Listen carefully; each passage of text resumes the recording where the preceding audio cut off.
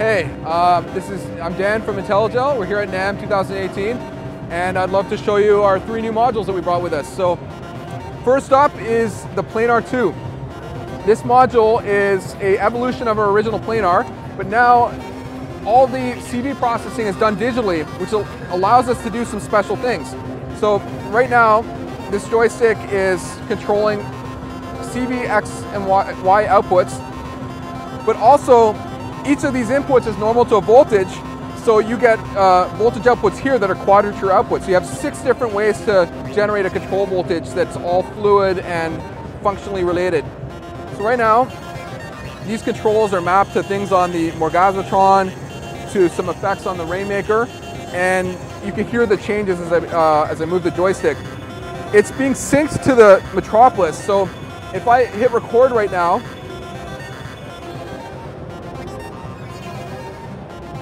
it's going to make a loop of that, and it's going to play back exactly how I played it. And I can punch in recordings and just change one little section of it, or I can record the whole thing over again. So you can see that this is a pretty fast way to get some interesting character into a riff. Like for live performance especially, it'd be super fun. Like I've just got 1 bar loop, but if you did 8 bar or longer, and you don't have to sync it as well. You could just do something long, drony, and make it manipulate things. It would be really interesting if you're doing that with a West Coast kind of system, right? And then on top of that, if I hit record again, you also have this button. You can record the taps. So you can see right now it's playing it back, the joystick and those rhythms that I made. Moving over here, we have the Morgasmatron, which is clearly an evolution of our Morgasmatron module. And we made quite a lot of enhancements to it. We basically rebuilt it from the ground up.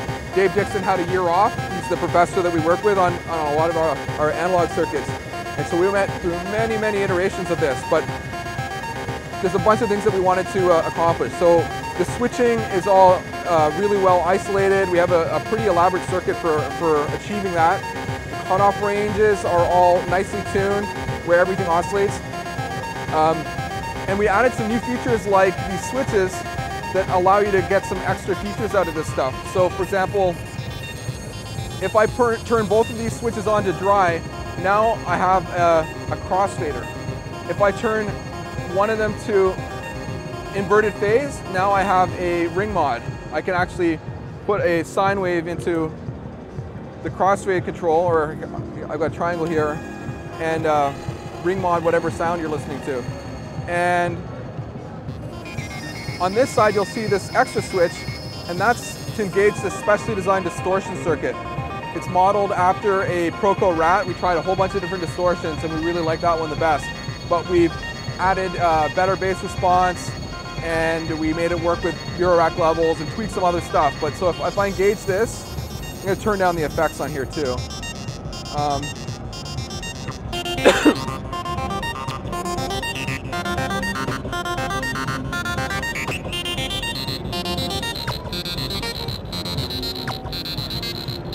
Let's just put a saw wave in there right now.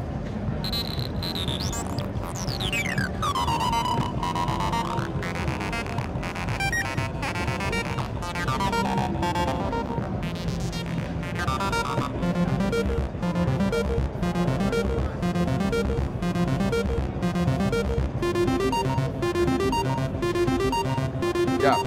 So, and then next to this we have the Rubicon. And the Rubicon is also a new version. It's a little bit bigger than the original. So let's get some waveform sources here.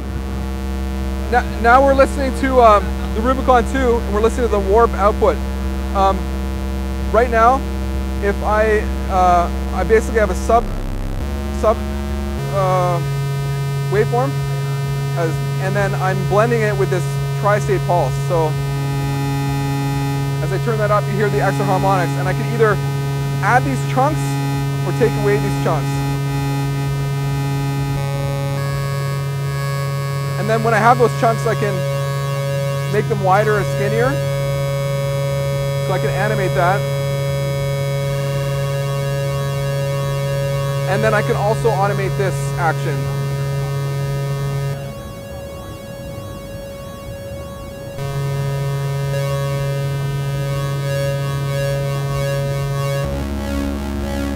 Because the waveforms are being pushed up, they can go beyond 10 volts peak to peak. So we add this special squish circuit, which is kind of like a folder. And it sounds a lot better when we patch something else into there instead of the sub. So this is just a sine wave on its own. And then we start to... and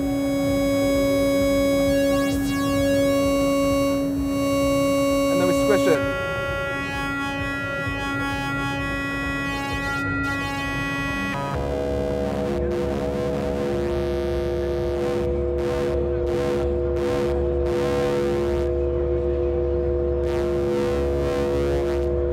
Kind of complex oscillator tones this way.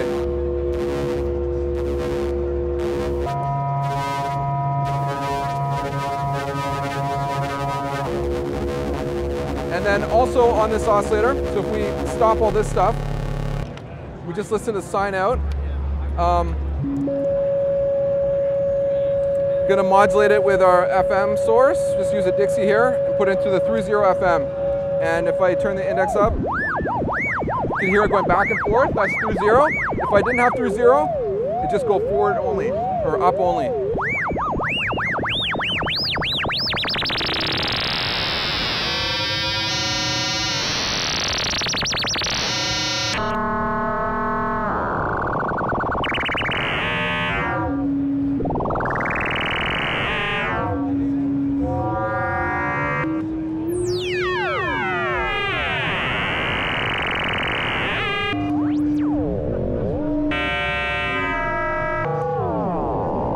Gives you a little taste of what it can do, yeah.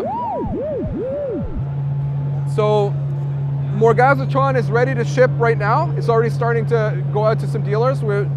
My guys are back at in Vancouver packing things up.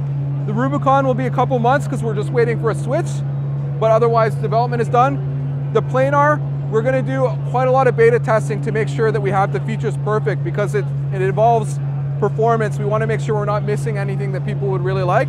So there will be a little bit of UI tweaks, but otherwise the fundamental hardware is working, and so we would expect by Super Booth we should have something.